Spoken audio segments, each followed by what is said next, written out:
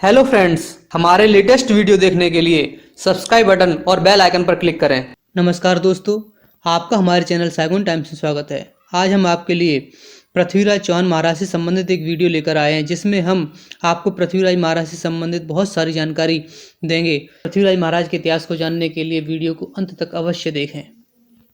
तो चलिए हम अपने वीडियो को शुरू करते हैं। पृथ्वीराज चौहान एक राजपूत सम्राट थे। इनको पृथ्वीराज तृतीय के नाम से भी जाना जाता है। इन्होंने 12वीं सदी में उत्तरी भारत के दिल्ली व अजमेर पर शासन किया था। पृथ्वीराज चौहान दिल्ली के सिंहासन पर बैठने वाले अंतिम हिंदू शासक थे। इनको राय पृथ्वीराज के नाम से भी जाना जाता है। ये बचपन से ही बहुत बहादुर थे। इन्होंने अपने हाथों से एक शेर को मार दिया था। मात्र 13 वर्ष की आयु में गुजरात के राजा को हराया। पृथ्वीराज चौहान अजमेर के राजा सोमेश्वर चौहान तथा दिल्ली के राजा अनंगपाल तोमर की बेटी कपूरी देवी की संतान थे। पृथ्वीराज चौहान मात्र 11 वर्ष की उम्र में अजमेर व दिल्ली के राजा बने। राज्य संभालते ही उन्होंने अपने राज्य का विस्तार आरंभ कर दिया और अपने साम्राज्य को बढ़ाया। पृथ्वीराज चौहान को उनकी वीरता के कारण इतिहास में विशेष स्थान प्राप्त है। पृथ्वीराज चौहान ने राजपूतों को एकजुट करने का प्रयास किया। कुछ राजाओं को छोड़कर बाकी को एकजुट करने में वो सफल भी रहे।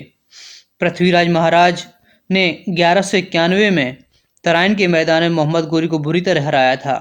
इस युद्ध में मोहम्मद गोरी बुरी तरह घायल हो गया था।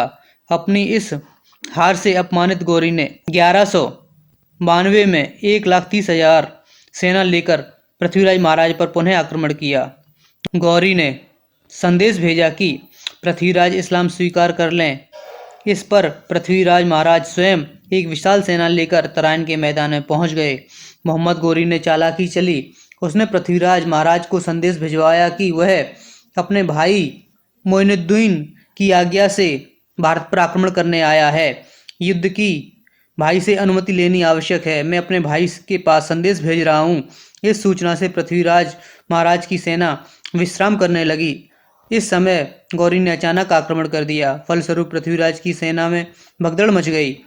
फिर भी अफगानों से राजपूतों ने भयंकर युद्ध किया और गौरी के हजारों सैनिकों को मौत के घाट उतार दिया। किंतु अंत में पृथ्वीराज महाराज की पराजय हुई और उनको बंदी बना लिया गया। बंदी बनाकर गौरी उनको अपनी राजधानी ले गया और तरह तरह की यातनाएं दी। उनकी आंखें फुड़वा दी।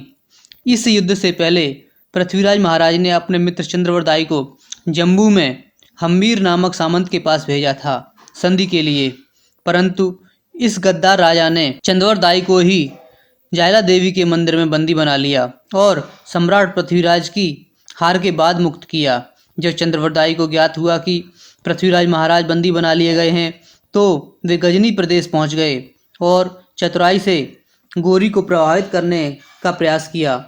चंद्रवरदाई ने बताया, पृथ्वीराज शब्दवेदी कला में माहिर हैं। इस प्रकार गौरी को यह कला देखने के लिए प्रेरित किया। गौरी यह कला देखने को मान गया। वह राज्यसभा में ऊंचे स्थान पर बैठा। आखिर में महाराज पृथ्वीराज चौहान को अंदर लाया गया और पूर्व निर्धारित लक्ष्य को मारने को कहा गया।